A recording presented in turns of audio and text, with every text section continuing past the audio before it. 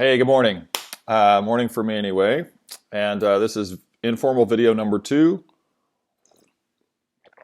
on this truly incredible project that BioIntegrity is promoting right now, where you can protect an acre of the Amazon for 76 cents. And I talked last week about why it's so inexpensive and why people from Strings in the Park are donating to it, and hoping that you'll also make a gift.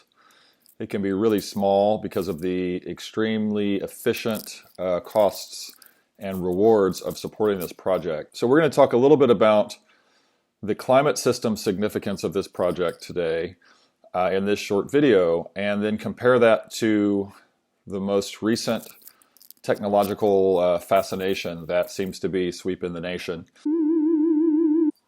So let's talk about the climate system significance of the Amazon. Protecting this ecosystem is a necessity for maintaining Earth's temperate climate. The Amazon's geography situates it in such a way that its impacts on the entire global climate system are immense.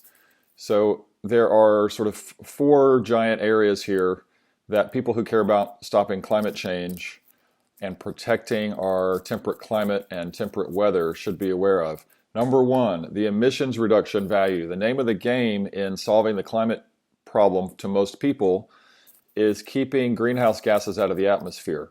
1 acre of this project for 76 cents probably sequesters more or removes more carbon dioxide out of the atmosphere per year than a rooftop solar system keeps out of the atmosphere. So maintaining these forests by expanding the protections, and again, this project helps 220 indigenous communities get land ownership rights to their ancestral lands. Maintaining these lands is at least effective per acre in annual emissions reduction as a $20,000 rooftop solar system. Number 2, emission storage. So when tropical forests pull in carbon dioxide, they take that carbon and they redistribute it throughout the ecosystem in a variety of ways. This is the functionality of the biological economy.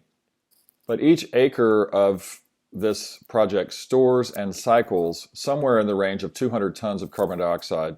200 tons is roughly 1/10 of your lifetime carbon footprint. So if you were to protect 10 acres, you would protect the same amount of carbon that your entire lifetime emits by being an American. Number 3, the climate system. Now this is what technology is not really dealing with in an effective way, but the Amazon's extensive forest, it's the largest tropical forest on Earth, and its extensive waterways, it has rivers and so forth, above ground lakes. These water systems and forest systems service the entire global atmospheric system in at least 5 ways.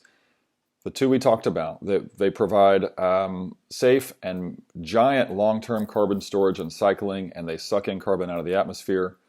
They also provide an enormous heat buffer. So this is the hottest part of the planet. The forest canopy and the waters here take that heat and convert that energy again into making our life support services. This activity co-determines the rate of global warming for our entire planet. So we need to protect these forests as fast as we can. There's not much left relative to 50 years ago. And we need to restore the integrity of these forests and rebuild these forests as fast as we can if we're going to stop global warming. They provide safe, long-term moisture storage and cycling at the equator, where it's most planetarily significant. So there are 2 big factors here. Number 1, moisture storage, and moisture storage means that the more forests we build, the more moisture we pull out of the atmosphere. We're having a really wet and cool June in Austin. They're having torrential floods in the Midwest. The 6th largest city in India is now in severe drought and running out of water. So there are crises of too much water and too little water. Theoretically and logically, the best way to deal with this is to rebuild the vegetation that will pull that moisture back out of the air.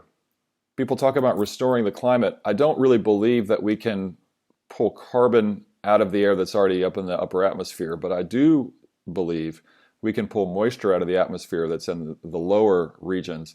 And the best way to do that is to protect and restore tropical forests. It's the most effective way to do that. This moisture circulation and the coolness that these forests provide underneath the forest canopy creates low air pressure, which then sucks in hotter air, and moist air that's hot is attracted to cool air, and that is determinant in trade winds and global moisture cycles. And I forgot to mention the other part of number 3 is that this process of moving air and moving moisture at the equator affects all of the weather systems everywhere. So the Amazon's well-being affects your weather today and your climate today, both in terms of the carbon issue that most people are aware of, but also in terms of moisture. Tropical forests provide local to continental to global scale moisture balancing.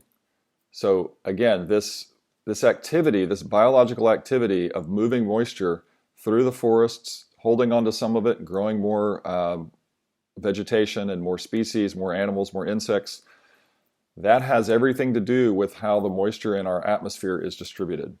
Let me do a quick comparison. There's been this article this week about the great Bill Gates, who's doing so many amazing things to help people all over the world with his wealth, but he's investing with Exxon in what they call direct air capture system. And you can see in this image,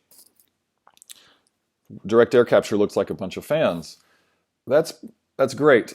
Industrial technology is able to do amazing things, but it doesn't compare on any scale to what living ecosystems can do, particularly forests, particularly tropical forests, the most productive, the most significant ecosystems on our planet to the global life support system and climate system.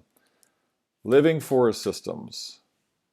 I have 1, 2, 3, 4, 5, 6. I don't know. There's about 3 dozen things here that living forest systems do that industrial technology can't do. And so when I see this kind of approach to trying to solve climate change, I envision a future that looks like the Matrix.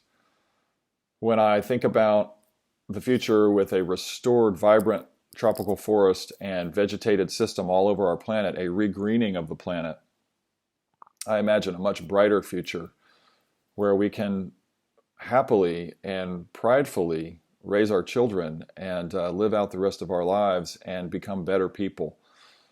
And so I want to encourage you to make a donation of any size, and again, make it a recurring donation if you can. $5 a month is freaking awesome. And make a global positive impact by protecting the most important ecosystems on the planet. There are thousands of solutions related to how we fix environmental problems today, but this is the one right now that is the least expensive and the most globally beneficial. So thank you very much. I will see you next week.